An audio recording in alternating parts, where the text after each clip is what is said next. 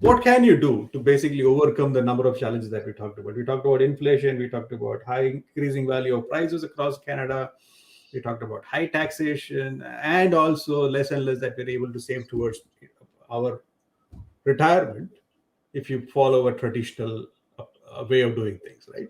Mm-hmm. So, what do you need to do there? Well, you might have to consider is there a way to reduce your taxable income, right? Okay. That is one option, right? If you're able to reduce your taxable income, then maybe you'll be able to make a bigger dent. um, Maybe look at options where you can consolidate your higher cost debt. So maybe if you have a car loan or a student loan or any other kind of renovation loan, for example, right? Is Mm-hmm. there a way that you can sort of lower the cost of that? That's something that you should explore.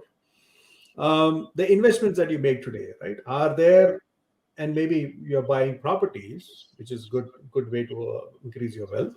Maybe you're making investments in the stock market, which depending on the timing can be good or bad.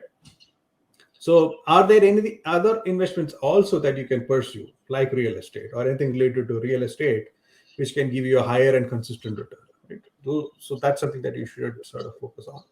And the other is, of course, you're already earning an employment income, but is there any way to maybe increase that? Is there a way for increase that income on a passive basis or an active basis? Mm-hmm. So these are some of the things that you will have to consider in order to address those challenges that we talked about before. Okay, so these are what you have to do in order for you to actually to stay ahead in life. That's what you're saying, pretty much. Yeah. Okay, got it. Now I don't know, Alex. Do you know of any strategy which can address all these aspects?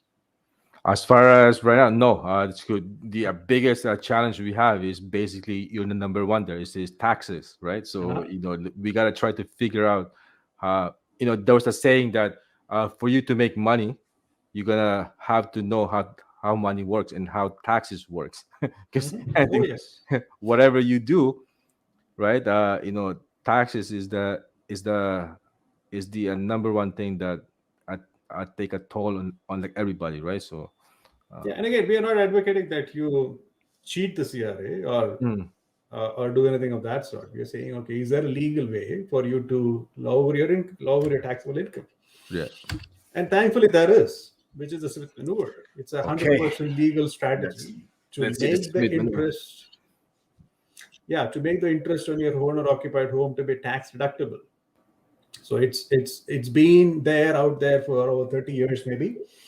The father of the author, which is Robinson Smith, had actually sort of formulated the strategy, and he was a big advocate of it in the 1990s. And a lot of people have benefited from it. So it is legal. CRA has reviewed this strategy, and they have not found any issues with how this strategy sort of advocates in terms of how you could lower your taxable income. It can also reduce the repayment period of your mortgage. Now, you would say, Neil, okay, I can always reduce the repayment period of the mortgage by making prepayments, right? So Mhm. your bank generally gives you 20% or 15% as lump sum payments that you can make every year, or there's an ability for you to make more payments or increase your payments. But do you really have the spare cash and money to do those things? Maybe not, right? Mhm. But this using this strategy, you would still be able to reduce the repayment period or the amortization period without having to contribute a single dollar more than what you're already doing on your mortgage. Okay, so what he just said, for you guys are watching, by implementing a Smith maneuver strategy, um, you can reduce your what's the term, Neil? The Your amortization the period or the amortization repayment of period, your mortgage by as much as, did you say 80%? yeah, Right, 80%. 80% without you doing anything drastic. So this is key, okay? Because right now, like the thing that we do, um, the thing that we're doing right now, if we just shift it just a little bit, um, we may be able to save about as much as 80%. Mhm. Okay, so yeah. Yeah, 80% I would say is at the extreme end. Most people have seen are able to do that, are able to easily reduce the amortization period by 10 years. 10 years. 10 years is like is in the most basic mode. They're able to save about 10 years. If So you go instead of extreme with 25, it can be uh, as much as 1/5 of the amortization period, wow. Okay. right? That's And huge. then what you're also achieving is you're getting access to funds that you can invest on a monthly basis to grow your portfolio.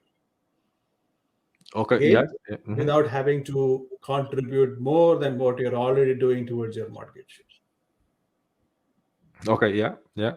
So Mhm. what you're So, saying is that you could use that money, like free up that money, and use it as an investment vehicle that makes money.